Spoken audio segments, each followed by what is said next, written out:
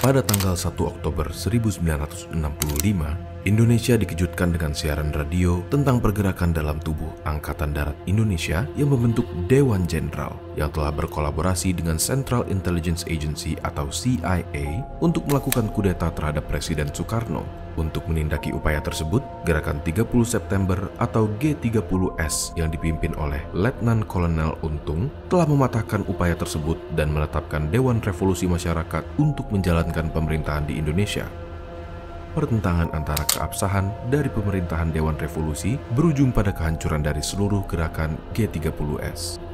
Partai Komunis Indonesia dituduh sebagai dalang utama dari gerakan tersebut.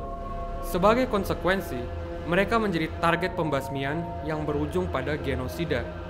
Banyak organisasi mancanegara yang mengatakan bahwa apa yang terjadi di tahun 65 adalah pelanggaran akan hak asasi manusia berat.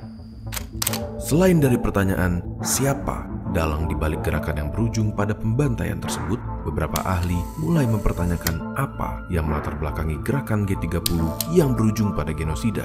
Contohnya, sejarawan seperti Benedict Anderson dan Ruth McVeigh menganggap bahwa PKI tidak memiliki motif yang baik untuk melakukan kudeta terhadap Soekarno karena posisinya yang relatif sudah kuat dalam pemerintahan, melainkan hasil dari pertentangan internal di dalam tubuh militer Indonesia dan hubungan yang kompleks bersama PKI. Faktor inilah yang kemudian menumpuk dan berujung pada malam berdarah tersebut. Dalam video kali ini, kita tidak akan mencoba untuk menjawab siapa dalang dari peristiwa tersebut, melainkan kita ingin menjelaskan kondisi pemerintahan Indonesia dan sejarah hubungan antara berbagai aktor yang di kemudian hari akan terlibat di peristiwa G30 SPKI.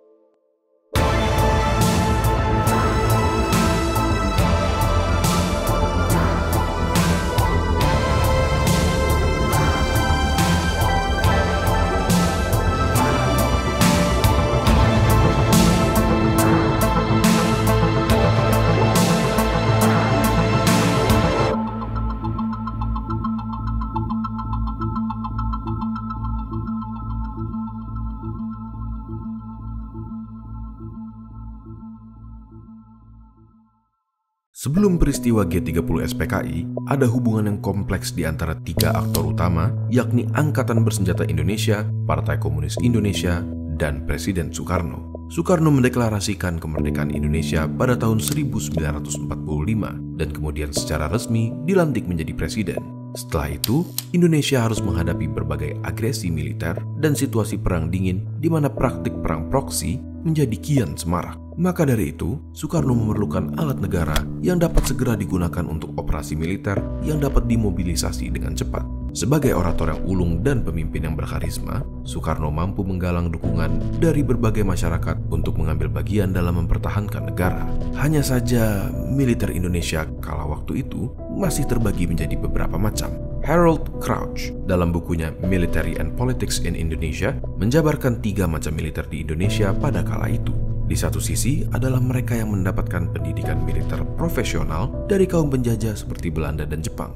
Dan di sisi lain, dan yang paling banyak jumlahnya, adalah kelompok gerilya yang dibentuk di daerah-daerah, kadang secara informal dan spontan. Kelompok-kelompok gerilyawan ini cenderung menganut karakteristik yang khas dari daerahnya masing-masing dan dapat memiliki aliansi kepada lebih dari satu organisasi atau laskar. Karena keragaman dalam tubuh militer di Indonesia, baik dari keragaman latar belakang dan kurangnya persatuan ideologi yang kuat, konflik antara institusi bahkan di dalam militer sekalipun kerap terjadi selama sejarah Indonesia. Contohnya, pada tanggal 3 Juli 1946, beberapa perwira menculik Sultan Syahrir yang dianggap terlalu mengalah terhadap Belanda. Pada tanggal 15 Februari 1958, peristiwa PRRI Permesta terjadi, di mana militer kembali lagi saling berseteru dan berbagai macam peristiwa lain. Gesekan-gesekan dalam tubuh militer ini tidak menghilangkan pentingnya keberadaan mereka. Mereka terbukti menjadi alat pertahanan yang cukup tangguh dan memiliki hubungan yang erat dengan Soekarno. Hanya saja, pertahanan bukanlah satu-satunya fungsi dari militer Indonesia pada saat itu. Militer juga aktif terlibat dalam politik, baik dalam badan pemerintahan maupun perusahaan milik negara. Prinsip ini dinamakan sebagai jalan tengah, di mana militer tidak akan mengambil alih seluruh politik di Indonesia, tetapi juga tidak akan terlalu apatis. Menurut Harold Crouch, Hal ini dimungkinkan karena lemahnya pemerintahan parlementer di Indonesia dan ketidakstabilan politik. Hubungan antara Soekarno dan militer semakin menguat pada periode demokrasi terpimpin. Namun, Soekarno juga mewaspadai untuk tidak terlalu bergantung pada kekuatan militer, karena kedudukan militer yang terlalu kuat dalam politik dapat berujung pada mengurangnya pengaruh dari Soekarno. Soekarno harus memiliki faksi lain yang setia pada dirinya, yang dapat menyeimbangkan pengaruh militer. Dan aktor tersebut adalah Partai Komunis Indonesia.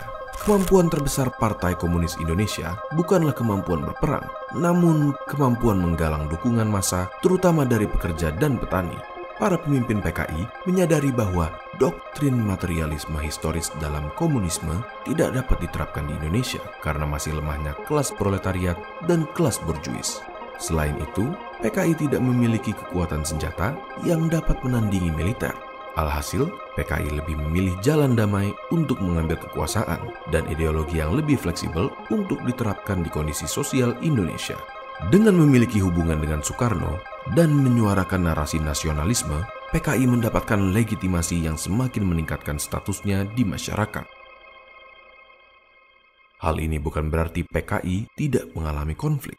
Demi memperkuat basis dukungannya, PKI juga mengejar strategi front persatuan yang luas antara kelas buruh, kaum tani, borjuis kecil kota, dan borjuis nasional yang bersendikan persekutuan buruh dan tani di bawah pimpinan kelas buruh. PKI juga harus menjalin hubungannya dengan partai yang dibuat oleh Soekarno, Partai Nasionalis Indonesia. Hanya saja PNI memiliki basis pendukung yang berwatak konservatif dengan kebudayaan Jawa yang kuat. Terlebih dari itu, PKI dan militer juga pernah terlibat dalam konflik di masa lalu, dan perbedaan ideologi di antara mereka semakin meninggikan persaingan ini. Inilah kondisi politik di Indonesia pada saat itu. Soekarno memiliki dua pilar yang tidak dapat dipisahkan. Di satu sisi, militer sebagai alat pertahanan dan aktor dalam politik dan ekonomi di Indonesia. Dan di sisi lain, ada PKI yang memiliki basis organisasi dan dukungan massa yang mampu memperkuat posisi Soekarno. Soekarno, sebagai pemimpin bangsa, harus menyeimbangkan kedua pilar tersebut. Apabila satu mulai lebih kuat dari yang seharusnya, mereka dapat perlahan-lahan mengambil kekuasaan dari Soekarno, bahkan melenyapkan pilar yang lain sepenuhnya. Ada dua contoh peristiwa yang hampir saja mengganggu keseimbangan ini. Pada peristiwa Trikora, mobilisasi militer sangat diperlukan untuk operasi perebutan Papua.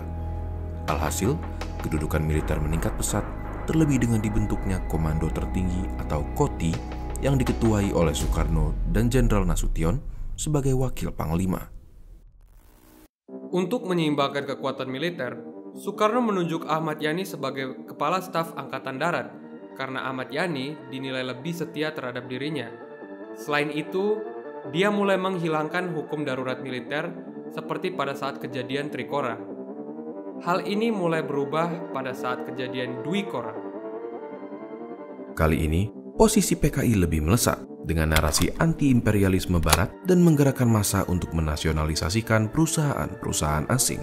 Meskipun demikian, PKI masih memiliki posisi yang tidak sekuat militer dalam hal persenjataan dan masih sangat bergantung dari perlindungan Soekarno. Ketika kesehatan Soekarno semakin jatuh, PKI semakin khawatir bahwa tanpa Soekarno, militer Indonesia dapat mengambil alih pemerintahan. Dalam rangka mengantisipasi hal tersebut, PKI membentuk Biro Khusus yang diketuai oleh Syam untuk mengoleksi informasi mengenai gerak-gerik militer yang berhubungan dengan PKI dan menarik simpati tentara Indonesia pada teori Marxisme dan komunisme. Selain itu, PKI juga menyarankan membentuk Angkatan Kelima yang akan terdiri dari pasukan pekerja dan petani yang dipersenjatai untuk membantu operasi militer. Proposal ini bahkan mendapat dukungan dari Republik Rakyat Tiongkok yang menjanjikan 100.000 keping senjata ringan untuk mempersenjatai Angkatan Kelima, namun ditentang oleh militer. Alih-alih memperkuat kedudukan PKI, hal ini justru mempertajam persaingan antara keduanya.